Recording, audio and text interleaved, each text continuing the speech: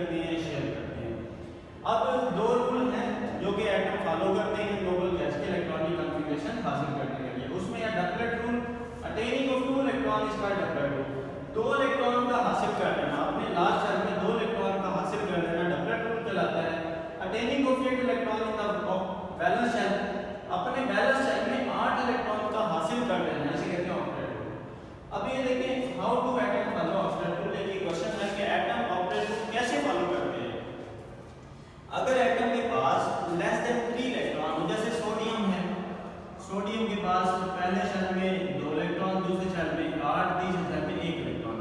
अब एक last shell में 1 इलेक्ट्रॉन है तो 3 से कम है, तो अगर लास्ट शेल में 1 इलेक्ट्रॉन हो, 2 इलेक्ट्रॉन हो या 3 इलेक्ट्रॉन हो तो एटम इलेक्ट्रॉन लूज करते हैं। इसके बाद bye gaining electron, atom electron gain भी करते हैं। जैसे क्लोरीन है 17 इलेक्ट्रॉन है और पहले शेल में 2, दूसरे शेल में 8, तीसरे शेल में 7 इलेक्ट्रॉन।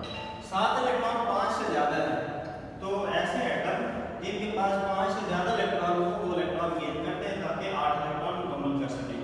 अब इसके बाद 7 इलेक्ट्रॉन है, इसके 1 इलेक्ट्रॉन वो चाहिए है तो ये तो नहीं चाहेगा कि 7 इलेक्ट्रॉन लूज करे, ये तो 1 इलेक्ट्रॉन गेन करेगा और आगे मुकम्मल करेगा। उसके बाद by sharing valence electron with, अगर कोई 2 एटम जिनकी इलेक्ट्रोनेगेटिविटी तकरीबन बराबर हो तो वो एटम इलेक्ट्रॉन शेयर करके भी केमिकल बॉन्ड बना सकते हैं।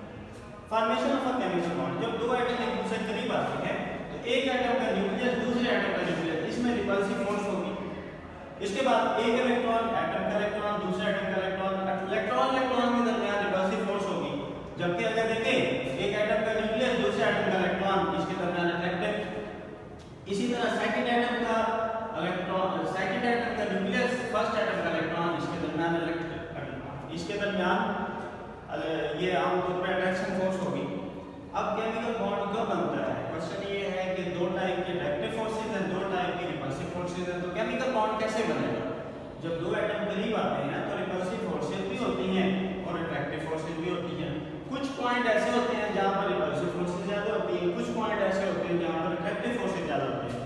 जब एटम 2 करीब आएंगे तो इनकी जो पोटेंशियल एनर्जी है वो कम होती रहेगी। पोटेंशियल एनर्जी कम होती होती होती एक पॉइंट ऐसा आएगा जहां पर इसकी अट्रैक्टिव फोर्सेस मैक्सिमम होगी जबकि रिपल्सिव फोर्सेस मिनिमम होगी। वो पॉइंट जहां पर अट्रैक्टिव फोर्सेस मैक्सिमम होगी और रिपल्सिव फोर्सेस मिनिमम होगी, 2 एटम कंबाइन होंगे और उसके दरमियान केमिकल बॉन्ड बन जाएगा। 2 एटम के दरमियान क्या बन जाएगा? Chemical bond. इसके बाद अगर उस एटम को मजीद करीब लेकर आए तो हो सकता है कि रिपल्सिव फोर्सेस डोमिनेंट हो जाए और 2 एटम एक दूसरे को रिपेल करें और केमिकल बॉन्ड ना बने।